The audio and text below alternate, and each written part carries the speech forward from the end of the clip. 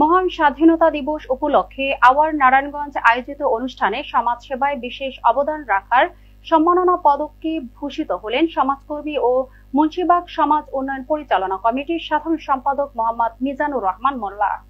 Staff reporter Sabbir Ahmed জানান, শনিবার সকালে নারায়ণগঞ্জ সদর উপজেলার কুতুবপুর ইউনিয়ন পরিষদের ৪ নং ওয়ার্ডস্থ দেলপাড়ায় মীর কুঞ্জ পার্টি সেন্টারে অনুষ্ঠিত সংবর্ধনা অনুষ্ঠানে আওয়ার্ড নারায়ণগঞ্জ.com এর পক্ষ থেকে সম্মাননা স্মারক ক্রেস্ট প্রদান করা হয়। এ সময় সংবর্ধনা অনুষ্ঠানে প্রধান অতিথি হিসেবে উপস্থিত ছিলেন ফতুল্লা থানা বিএনপির সভাপতি শহীদুল ইসলাম টিটু।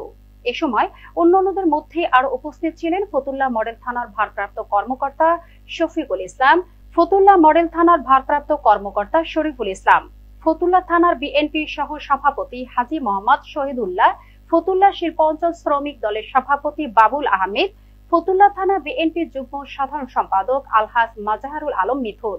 কেন্দ্রীয় প্রযুক্তি দলের সাধারণ সম্পাদক শহীদুল ইসলাম রতন সহ এলাকার গণ্যমান্য ব্যক্তিবর্গ।